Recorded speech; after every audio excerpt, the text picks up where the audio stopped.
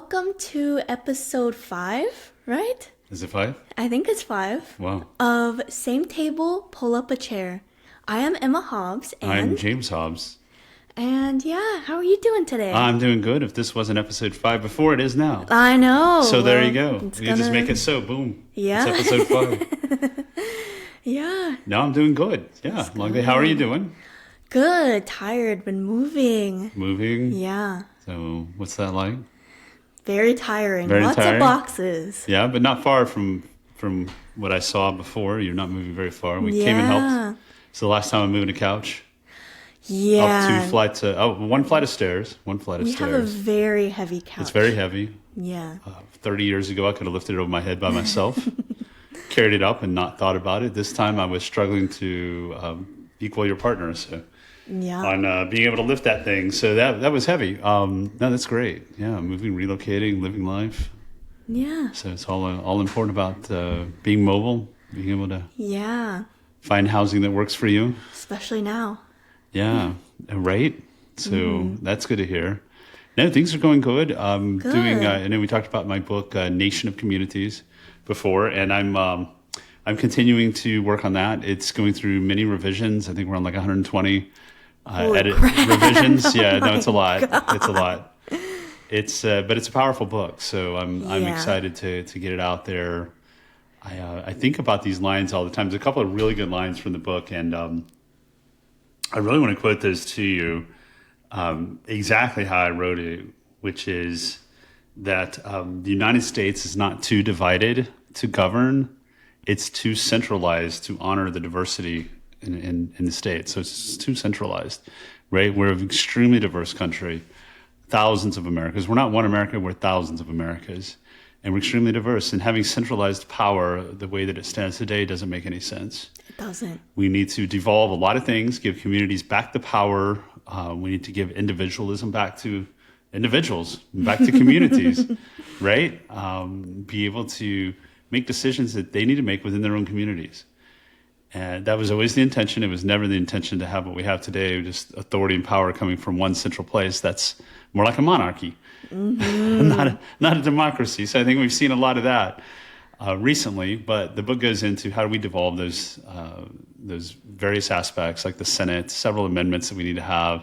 How do we give the communities back the rights? Not the states. States will get some rights back. But what happens is we have such large cities now. Those cities are larger than states used to be. They are. Right? So you've got tens of millions of people in these cities.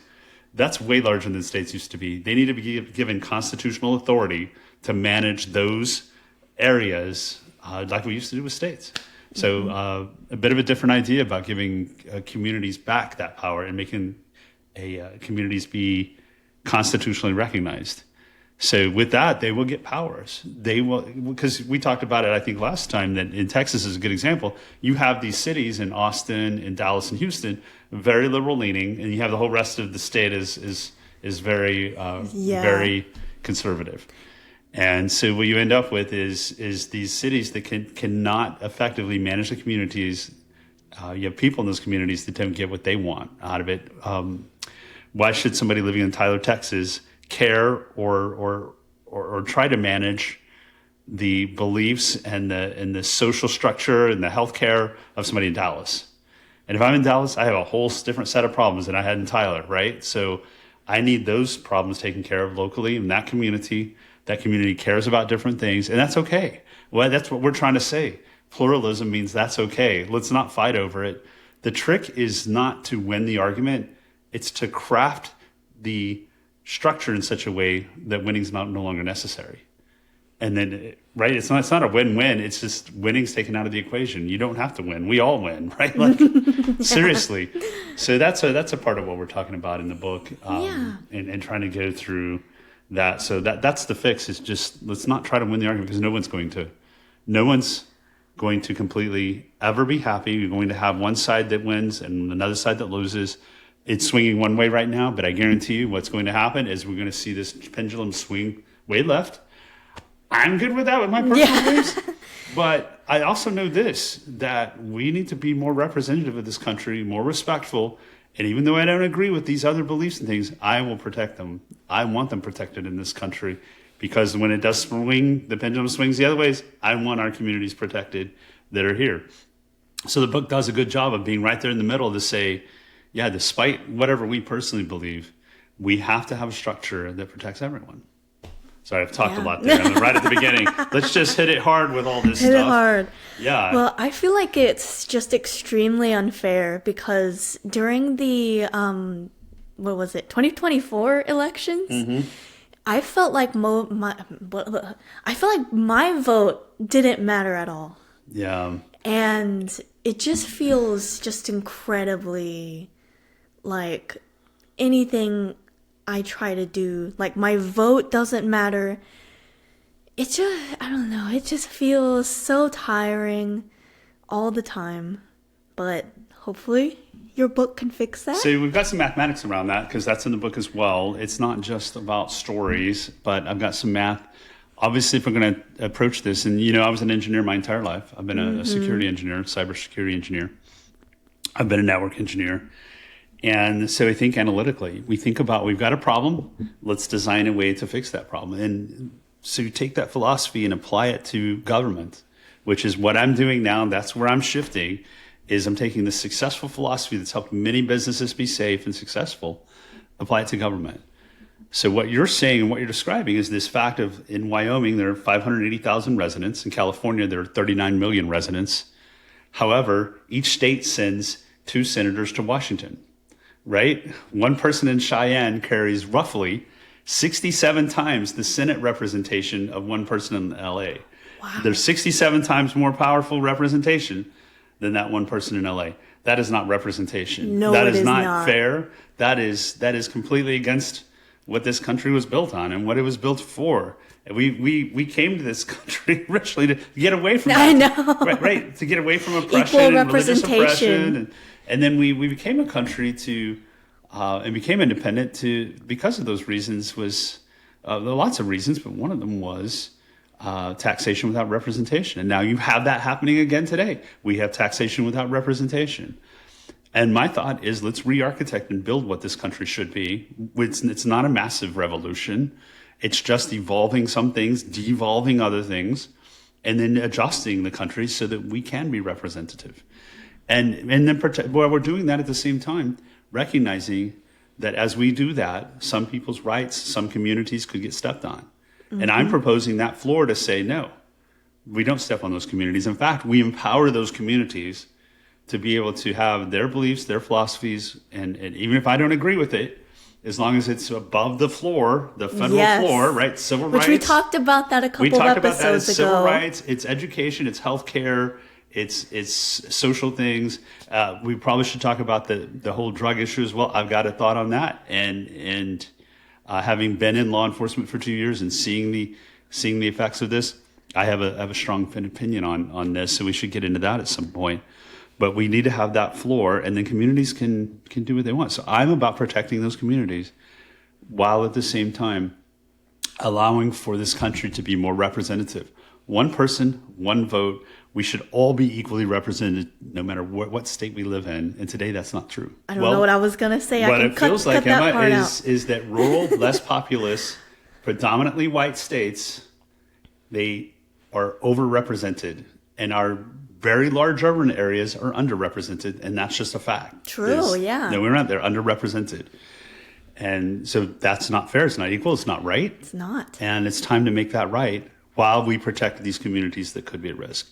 I know people don't want to make this change because they're fearing if I was in Montana, Wyoming, wherever in these smaller states, I would be fearing that these changes would affect my community. I'm saying absolutely not. Yeah. We take a stand on that as people and say, yeah, sure, I would love it if we just, swung left and swung you guys left. And that's not fair. That's not right. That's not the way that government works. It needs to represent everybody, and that's pluralism.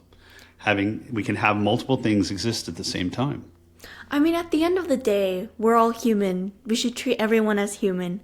Everyone has their own opinions, and I feel like this plan of yours is it makes it feel like, the states that are afraid of being overtaken, right. Like you said, it feels like it can actually be done in a way that makes them not feel so... The way you feel today. Yes. You are underrepresented today. Your community is underrepresented. We don't You want feel anyone attacked. to feel like I And feel. your response is not to then go attack. It's to let's build a system that works for everybody. Yeah. So that you're able to live free and be represented. You can live in your community and be represented.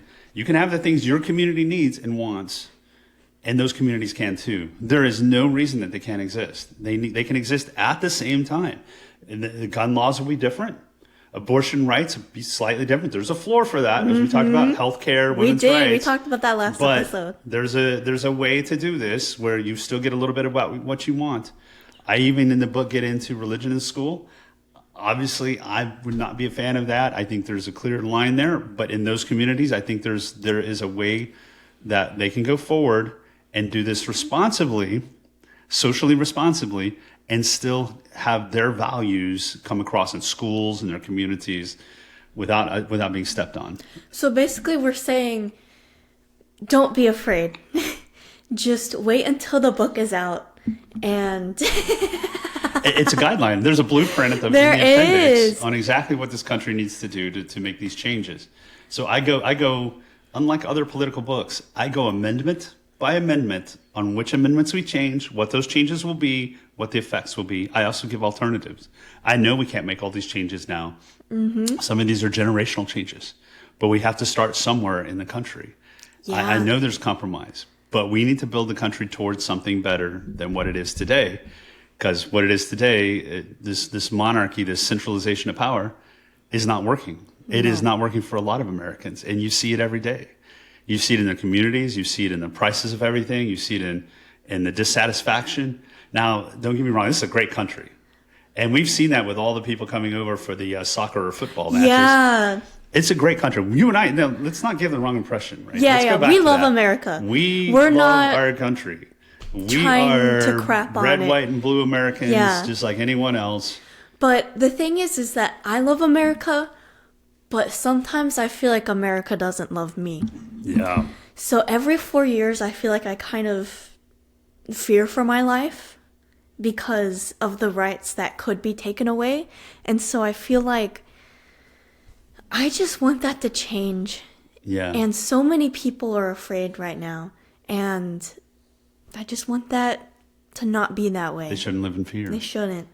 And you have entire communities living in fear. And I my heart goes out to those communities. I hear your plight. I hear your struggle, and it's real.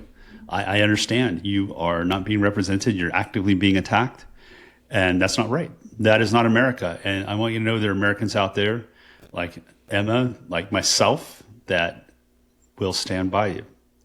Right? That's what this country is about. We're about standing up for what's right. And a lot of the things happening now are not right. They're not. They would not have been tolerated in the 70s in my conservative communities. Yeah. They wouldn't have been tolerated in my churches in the 70s and 80s. And they shouldn't be tolerated now. Yeah. One thing I wanted to talk about, Emma, was if we could revisit kind of this story, since we're going down this topic of Jo, so my sister-in-law, your mother's sister, her story. And I know we're going to have Mitzi on here in a bit. Yeah, we're going to have my mom on here to talk about it. We're going to have her on to talk about the personal, how this affected her, what she saw. But just as a quick reminder about this, there were some laws being passed in the 2010s, sorry, that could have helped Jo. Jo passed away. She had lifelong drug and substance abuse issues. Fantastic woman, full of passion, and she's gone. There was this thing called the Certified Community Behavioral Health Care Clinic. That was the CCBHC that was going to be established. They weren't detox centers. They weren't emergency rooms. They were comprehensive outpatient facilities designed to help people like Jo and meet them in the country. Jo had to drive an hour to go get help. The doctors in the city did not understand her plight, being isolated in the city, being far away, and then turning to substances to help deal with what you deal with in a rural area. You know, some of that isolation. You don't have the whole support system and community that you do, in the city. So it's to meet them where they lived, but that law did not get passed in time. I've got the whole timing here, but there's a whole issue around it didn't get passed. There were some other things that happened in Texas, and it finally got passed, but it didn't get enacted in time to help Joe out. It wasn't available for her, and she ended up passing away on Christmas Day 2 years ago. Yeah. So we're going to have Mitzi on, and probably a good time to bring her on. You want to magically, and then my wife has appeared, and Emma is standing here. I think Emma's standing here to guard kind of between us here. So welcome, Mitzi, my wife of 34 years. Thank you. Partner. I've stopped using the term wife as much, and I'm really trying to adopt this whole partner thing. I know that makes you happy because it really is partnership. Wife almost implies like some legacy ownership or something, right? So yeah. So I'm just glad you remembered how long we've been married because you couldn't remember your own daughter's age. That's right. Oh my gosh. She was afraid. I think there's a punishment associated with that one. No, so I can forget your age. I will not forget my anniversary. The consequences of the anniversary are much higher than I will face whatever punishment here, but the punishment for forgetting the anniversary, that one lives with you for a while. You guys know what I mean. Ladies, you know what I mean. Don't forget the anniversary. Don't forget the anniversary. So we're kind of here to talk about a serious topic, and we were just talking about Joe again. Right. One of the things I uncovered in researching for this book, Mitzi, was that with Joe's passing, it was super sad. It was on that December, and you can tell us a little bit about that. Yeah. But there were some laws and bills that could have created these clinics, these rural clinics that could have been available for Joe. Right. They weren't detox centers. They were exactly what she needed, a place to go, get some help, get some understanding, non-judgmental, and meet her in the country. As it was where she lived, they had to drive about an hour to get into Fort Worth and to get to healthcare and stuff. And they didn't have a lot of money. We know that. They didn't have a lot of funds. They weren't super rich, living kind of poor in the rural areas. These clinics were delayed because of partisan politics. So senators fighting. There were 41 senators, which can block any bill. Yeah. Right? So you have these senators from all these small states that basically the size, that represented about the same size of population as California, that can stop these things. And so you have these small states stopping this stuff. You have this partisan politics being played. Meanwhile, people like Joe suffered. Now, they did eventually pass this the year before Joe passed away, but it wasn't in time to get the clinics built, to get her the help she needed. And I'm not saying that that's the one thing that would have saved her, but one of the things I kind of allude to is that I feel like the Senate and politics, although I'm not going to say they directly killed Joe, but they sure didn't help. She could have been alive today if she had gotten help. And she reached out for help at various times and then would go right back down. And maybe you can tell us a little bit about the passing, what she meant to you. What do you think about the situation? I guess first I want to get through the passing. Yeah, let's talk about that. All I know is that Christmas morning, my nephew called me and told me that she had passed. Right. And we don't know what the autopsy results were because her husband never shared it. Yeah. So we don't know that. We don't have to go into that detail. We don't have to go into that. So after she passed, it was just really difficult to get over it. Yeah. To tell us move about past Joe it. and what kind of person was she? Oh my gosh, when we were younger, she followed me around everywhere. I mean, as you know, my dad was a biker. Yeah. And we should talk about that too, because you guys see innocent Mitzi here, but her dad was a hardcore biker, a Vietnam vet, Marine. So hardcore dude. And we should talk about him and his experiences. Right. That's a whole nother podcast. I'll tell you, I walked in and I thought I'd met Jesus. I didn't know Jesus was had tattoos and was no shirt on. So he had the long hair. Yeah. I definitely treated him like that. So. Yeah. Anyways, let's get on with Joe. So, I tried to keep her close to me. I tried to shield her from a lot of all that biker stuff. She was very funny. Yeah. She was very sweet. She was very innocent. Yeah. And it was difficult. After I'd gotten married, we drifted apart. Yeah. And that was really sad. And we don't go. We're not going to go into the details, but Right. she did have some traumas, some abuse in her childhood, Yes.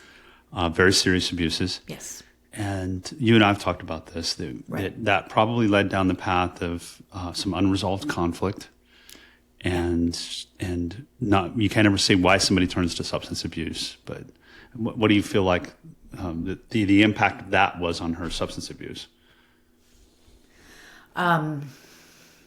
She really needed therapy. Yeah. She really should have gotten therapy for one thing to deal with the abuse. Right. And I think she turned to drugs to help her quiet those demons, so to speak. Right. I'm not. No, it's fine. It's good. Yeah, no worries. So, absolutely have to quiet those demons. Right. I know that therapy has been an important part of our lives in dealing with things. Life is hard. Life is difficult. We all know that. But she never got that kind of help, that kind of assistance that could have helped her. Right. And then tell me a little bit about, you saw her struggle as an adult, and what did you see? Well, first, I started noticing her appearance. Yeah. Every time I'd see her, she would look a bit more disheveled. Mm-hmm. And I also noticed she wasn't as bright. She didn't smile as much. I mean, when she was little, she was smiling all the time. She laughed all the time. So that Right. it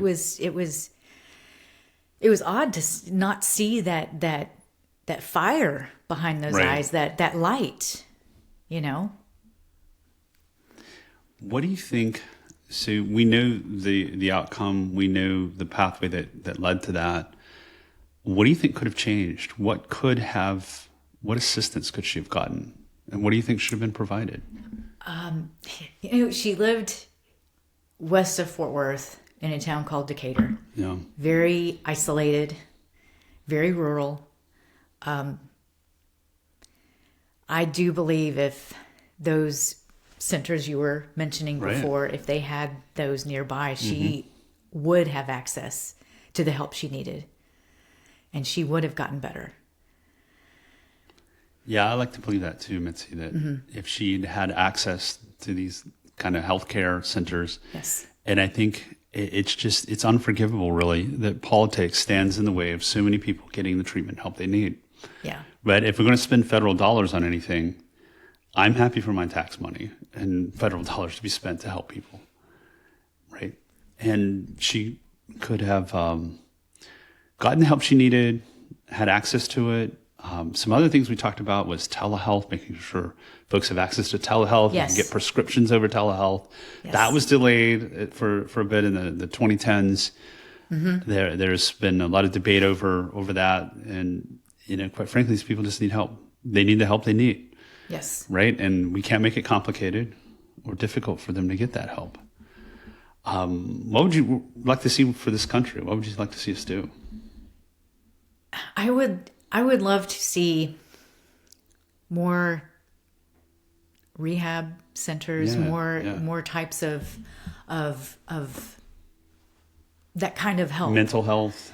Yes. Yeah. Yes, mental health. Recognition of it. No Yes. blame, right? Not judging, Yeah. not blaming. but Exactly. just providing mental Because health. I know, I mean, going through therapy, I've never been through rehab, but going through therapy, I do know the one thing that hits you the most is the shame. And the,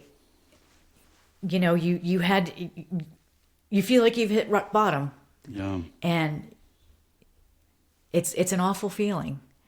But having, somewhere to go where people welcome you with smiles and Right. and letting you know this is a safe place. We are going to help you. That's Right. what we need in this country. Not spending money on all these wars Right. and everything And like criminalization that. of Why can't we take care of drugs, our own? We're right? not doing enough of that. No, we're not doing enough of that. I completely agree. We spend a lot of money on other governments in other ways, but we don't take care of our own. While people like Joe falls through the cracks. We should take care of our own. Yeah. And I wrote this book just for a lot of reasons, but one of those is around we need to get this issue out there. We need to get people behind it. Yes. We need to make the changes in the government where we can help people, help our neighbors, help people in rural areas, help people in urban areas, get the help they need, get access to the help they need. Yes. So that they can continue to live and thrive and enjoy life. I mean, she struggled so much. I saw the struggles. And she struggled so much. I saw you struggle with this. And then here's the effect of this. It's not just that Joe's passed, but now there's the long-term effect on you, having lost your younger sister. There's the effect of Emma's lost an aunt. It has a long-reaching effect on people, even though we didn't talk to her all the time. She was still a part of our lives. And knowing she was in the world mattered, right? Anything else you want to say kind of about the situation or Joe? Or? I know it's tough. It's tough, dear. I know. No. Yeah. It's good. It's okay. Yeah. We love you. I love you too. All right. So that was so emotional. You know, I'm really proud of my wife for stepping up. It's not easy to be in front of a camera then tell stories and personal stories. I appreciate you sharing that, Mitzi. Who else thinks that she did better than I did my first episode? It's tough. It's a tough thing to get out here and put yourself out there. It's very tough. But it's important that people hear these stories. Hopefully it can help somebody, help understand, and get behind us. Let's make the changes we need to make in this country so that we don't have another Joe. And Joe, we miss you. We do. So, all right. Now, that was really tough. I just wanted to, before, if anyone is struggling with anything, yes. If you're struggling with anything, anyone that you know, call or text 988, or you can go to, I think it's lifeline.org. Great, Emma. Great finish. Get the help you need. Yeah. Reach out to somebody. Get the help you need. Mm-hmm. So that was pretty tough. Now, this is a weird podcast because we're going to talk serious politics. We're going to talk about life and death. And then we're going to jump into some fun stuff. Fun game. So we don't want to make it just one thing. And maybe this is a pluralism podcast where it's two things at once. Yeah, two right? things. Exactly. So we're going to demonstrate. We're going to demonstrate this whole idea of pluralism. Yeah. We can be two things at once. Well, we're all at the same table. We are all at the same table. Oh my God! Oh my God! I think did you crack Seattle? Yeah. Okay, we're good. Well, I won't be doing that with you again. Hey. So you did this personality test thing. So what's the deal here? So, are you ready to come back? Oh, we're bringing Mitzi back. Oh, hey. All right, we're gonna share one microphone because we don't have a third one, but it'll be fine. Because we're just starting off. Yeah, starting off podcast. So we all three took a personality test before this, and we're gonna compare the results and see who's the same and who's a little bit different. So you want? I started to tell you a little bit about Myers-Briggs and the history. Did. I won't go into the whole history. You can find it in other places. Personality test, take it with a grain of salt, right? Yeah. It is what it is. Did you know that? I knew you were going to say that. Well, it is what it is. It's not a diagnostic tool that psychiatrists would use, right? Like, it's just a fun little thing that we can just... But I will say I get the same scores. I almost get the same. I did this back in college some 35 years ago. 36, something like that. I did the same test. And it came out different this time, but just slightly. It's been changing. I've done this through the years. Okay. And it's changing just a little bit. The first two aren't changing, but the last two are changing. So we'll see what that means. You want to start off with telling us yours? So back in college, I was INTP, which is like intuition, something thinking, perceptive, which just meant that I was... like my career choice should have been an isolated research scientist, like buried underground somewhere by myself, and Antarctica. no people. Antarctic. It should have been Antarctica as science, right? Like just in a single room doing nothing but research on my own and not interacting with people. Everybody's surprised though, because that first one is like you're an introvert, right? Like you're introverted, and people are surprised when they hear that about me, that know me, especially the last I want to say the last 22 years. I've been in increasingly higher leadership roles and some really high ones, and then back into individual contributors. But as in those roles, I've had to learn to be assertive. I've had to learn as an introverted person to build a personality, to build the capabilities of interacting with people that are extroverted, because it's really difficult. I'll tell you, I do things like today. I took an hour and went for a walk. I had to get out of the office. I had to get away from people. I went down to the waterfront and walked along the Tacoma waterfront. I was enjoying it. It was fantastic, right? So We're literally just like nodding. yeah. I mean, introvert. But related. what I'll say is, and you guys know this story, but I was working in downtown Fort Worth, the top floor, in one of the glass towers, and I'd have these status meetings. And in the status meetings, and we're talking like mid '90s, we had status meetings and go around the table, and everybody's reading confidently. Well, I did this week, this, and this, and I'm doing this. They get to me, and if I didn't have it written, I couldn't talk about it. Oh. And then I would read like, yeah, I did stuff today. I'm doing stuff tomorrow. And then they'd ask me a question, and I'd be like, I'll get back. I don't know. I'll get back to you. And I just didn't have I had already been in jail. I knew I had confidence, but this setting was so foreign to me. You know, I'm wearing a full suit. I got suit and tie on. I'm sitting in the top floor conference room, this really fancy conference room, like 32 floors up. And I have all these business people around me, and I'm just like, we didn't get hacked today. I don't know what to tell you. So I went from that to being in these meetings where I'd hear people speak up, and I'm like, well, their ideas are dumb. Like, they've got some really stupid ideas, and I'm sitting there to myself, and I'm noodling. You guys I was doodling, doodling, noodling. Probably don't want to do that in an office setting, do you? I'm not sure what that would be. We'd invent a new term. I'm noodling in the office. Oh boy. That probably means something it's probably a Gen X's. Isn't it the one where you capture the catfish under the rock? Isn't that noodling? That is noodling. That's what I would think of, but I think it might have another meaning. Anyways, I was doodling, and I'm like, well, their ideas are dumb. And it was always the person that was the loudest, and they would stand up, and then everybody's like, okay, we're tired of dealing with this person. We'll just go their direction. And I'm like, well, that's really dumb. So finally, after a while, I'm like, you know what? My ideas are at least as good as theirs. Often way better. I'm not too much harm, but often way better. But it's at least at that level, right? Like, so I knew it would at least be at that level. And when you got ideas like that, you got to just. So finally, I was just like, you know what? I was like, I've got an idea.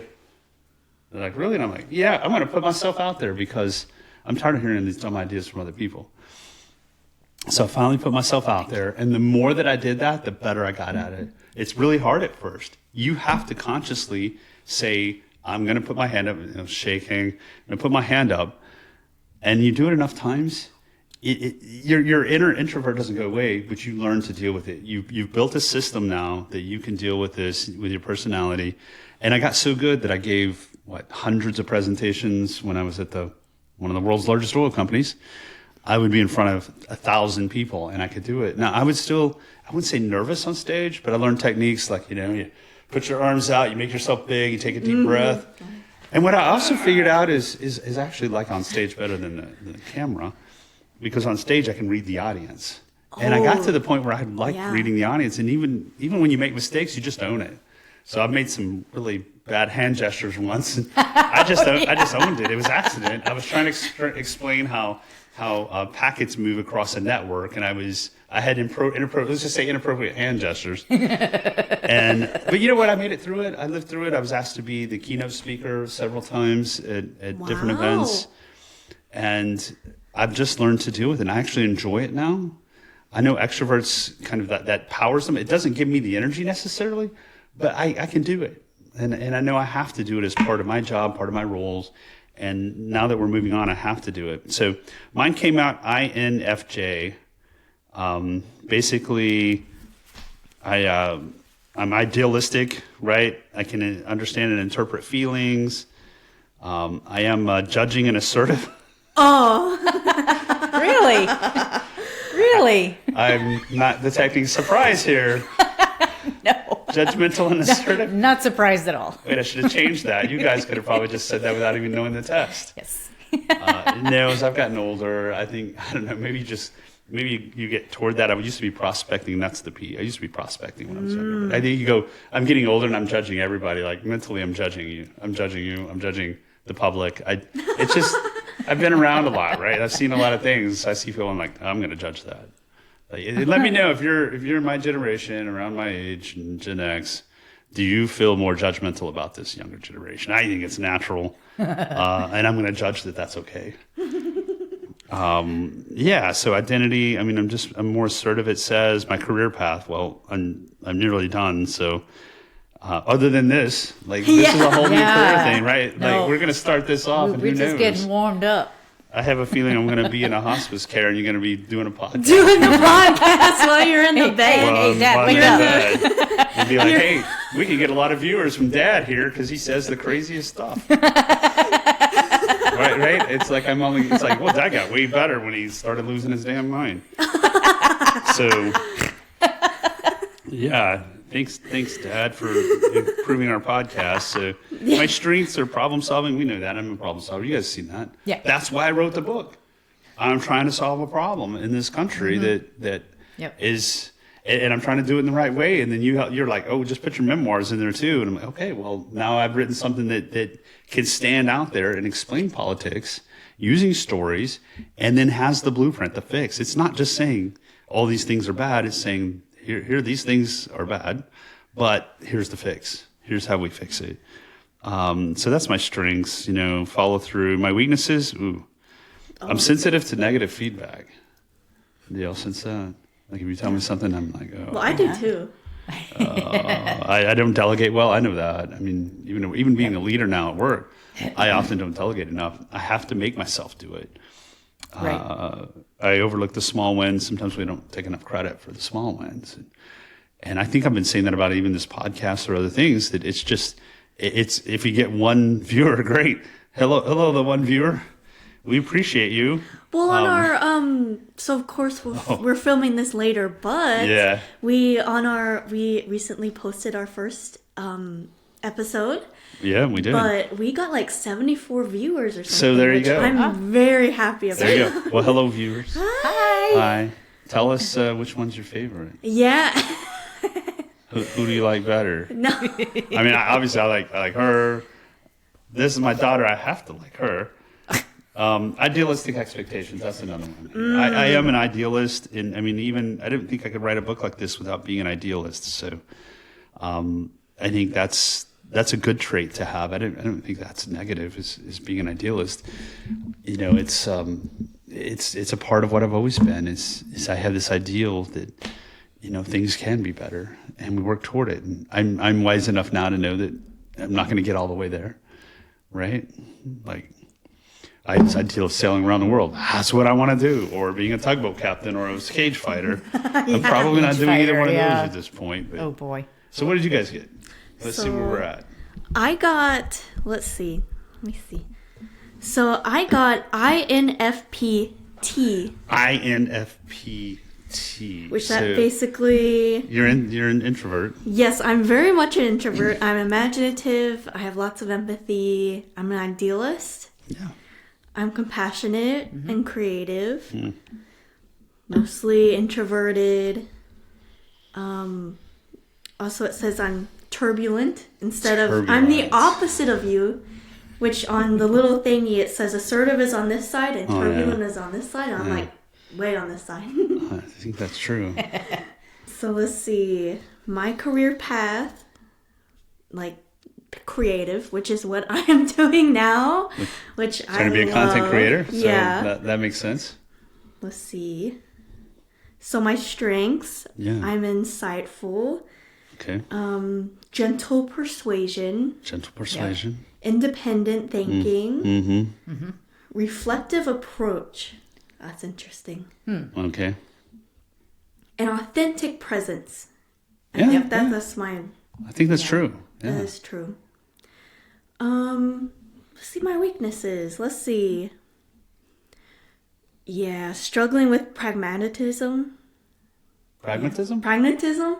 Well, you say pragmatism? What? Pragmatism. Pragmatism. That's the way I'm going to say it. Pragmatism. So basically, your idealistic expectations may hinder practical decision making and achievable goals, which, Yeah, yes, I think that's true. absolutely true. Difficulty networking, that is the most truest thing I have ever heard. I'm just not very, like, when I say introvert, I mean, like, introvert.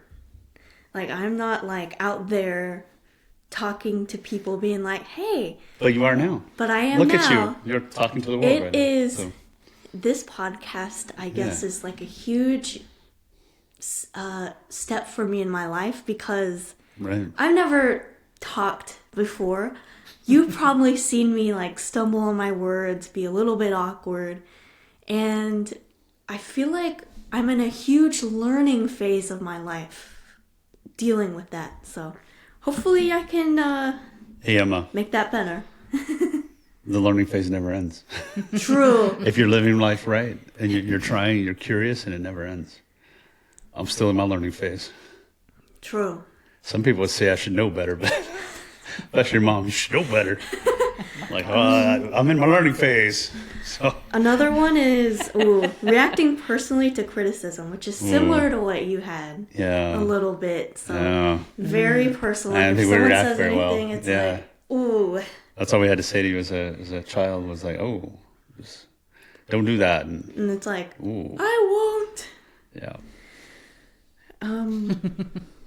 Let's see. Drained by routine. That's true. Yeah. It's just doing the same thing over and over again. Right. Right. Which is, I think that's why I really like doing this, because it's so different Right. than like any other job. I'm Yeah, not doing the yeah. same thing every day. I'm doing something completely different every day. Oh So yeah. I really like that. Yeah. That's basically mine. But another introvert. I I know. don't know that our family has extroverts. I don't think inside so. of it. No, extended family, sure, there's some extroverts. Yeah, I run into them at the family reunion sometimes, and Yeah. quite extroverted. But yeah, people are always surprised. So All right, what's- Mitzi. so what's Okay. What do we got? I am ISFJT. Obviously introvert. Yep. Yep. We're a family of introverts. Trying to change the world. I am observant, feeling, judging. Oh, judging. Apparently I'm judging. Well, it looks I like wouldn't you're have thought like that about right you. in the middle Right in of the judging. middle of judging. It's not, Not like, as much as it's not like his. some in the makes room. more sense. You'd be right in the middle. Yeah. I was going to say, you're not And really I don't think I'm judgmental. as far on turbulent as Emma was. If you were judgmental, you would not have married me. That's true. So I know that one already. I'm sensitive to other people's emotions. Yeah. My career path. Yeah. What does it say? Personal life, you thrive in environments that value stability, clear structure, and the opportunity to make a tangible difference in others' lives. Yeah. True. Yeah. I see that. Yeah. However, your preference for established methods and discomfort with sudden changes can sometimes hinder your professional growth. I think that's true. I've seen that. Yeah. All right. Just skip that. Let's skip it. Okay, thank you. My strengths, reliability, Yeah. You're definitely reliable. Very, yeah. practical help, Practical help. Yeah. quiet efficiency, calm under pressure. Ooh. I don't know about that one. I I might question think that one. I'd like to think that I've gotten calmer as I've Yeah. aged. Yeah, maybe. I wasn't when I was younger. I don't think I'm supposed to be here judging you, am I? Yeah, see, you're doing it now. Proves it. Well, we Help me, validated help that one. me. Okay. Collaborative spirit, Ooh, yeah. structured approach. Yeah, yeah. All right, my weaknesses. It's, okay, yeah, this list goes on and on. Okay. No, it does go on and Okay. Downplaying achievements, not a surprise there. Yeah. Yeah. Avoiding self-promotion, definitely not. You are not a surprise. self-promoter. I do not like to No. promote myself. Reluctant to innovate. on. Yeah, I think you like stability. Yeah. Taking criticism personally. That is one thing That's where you get that it. all three of us have. I'll tell you. I do not and take you're probably. criticism I mean, very is, well. are you? Is it even registering? It's probably so far off on that So one. the problem Phew. is that these two basically have this like the same taking criticism like personally or reacting true. negatively. Oh, yeah. I had no chance. You No had chance for her, I'm afraid. You had no chance. Sorry, dear. But you can deal with it. Overburdening yourself. I've seen that. Yeah. Yeah. Taking on too much. This one, oh God. Difficulty saying no. Yep. Who else Yeah. has that? You want to please. You're a people So pleaser. there's a lot of our viewers out there You were a people have pleaser. difficulty saying no. I am a people pleaser. I love taking care of 100%. people. Yes. Yes. I will put my own needs aside to help others. Yeah, that's true. I know that I've asked you to make, like, I'll be on a diet and you're like, hey, I'll help you. I'll make good stuff. And then I'm like, hey, by the way, can you make that banana bread? And you're like, I know he's on a diet, but I can't say no. So I'm going to make the banana. So you make it for me anyways. And I'm like, yeah, it's like every bite. I'm like, it's Mitzi's fault. Yeah. It's all It's my Mitzi's fault. Yep. She can't say no. Nope. For some reason, I thought at least one of us would get the same personality. The exact same. Yeah. Oh, yeah, we're both. Yeah. What, IN? Is your mom, are you IN? We're all IN though, but What is your start there? IN? You're Oh, IS. IS. You're IS. Yeah. FJ. And you were, so ISFJ, and what were you? INFP. INFP, so you had Yep. the F, and I forgot what I was. So I think yours was IN. I can't remember that far. It was a few minutes ago. INFJ, so I had FJ with you, Mitzi. Ah. Yeah. We had some common characteristics. How about that? All Which I think we is have good. is I and T. INT, the INT. We're Oh, what was the turbulent last one? introverts. Oh, turbulent. Yeah. Mine was A. What does that A on the end mean? I think assertive. Yeah. Oh, it's. that doesn't surprise I'm not me. assertive. You're not assertive at all. I know I've learned to be assertive. Turn that red hair aggression into assertiveness. Yeah. So we've tried Wow. to change that around. We are actually more different than I thought. Wow. Well, that's it. You're a mediator, defender. Yeah, I'm a what- mediator. She's a defender. I'm the defender. I'm the advocate. Oh. Advocate. Which is great for books and politics, right? I'm advocating for people. Yeah. I'm trying to advocate Yeah, for definitely. every American, actually. Right? We say one American, one vote. Right? Yep. So we That's right. got to advocate for what's right. So I'm definitely that advocator. Well, thank you, Mitzi, for going through the personality test. I know so much more about you now. Of course. Yeah. Now, I have to ask you just one more question, though, Mitzi. Yes, dear. Do we still have the banana bread? Thanks for joining us at the same table. Yeah, thanks for joining us. Pull up a chair. Pull up a chair. Pull up a chair. Maybe have a Everybody slice is of banana welcome bread. we're not doing that again. Everybody's welcome at our table. Everybody go closely. Oh, tap. Cheers. Cheers. Cheers. If you guys liked this video, don't forget to like and subscribe. And don't forget to hit that notification bell. See you guys next week.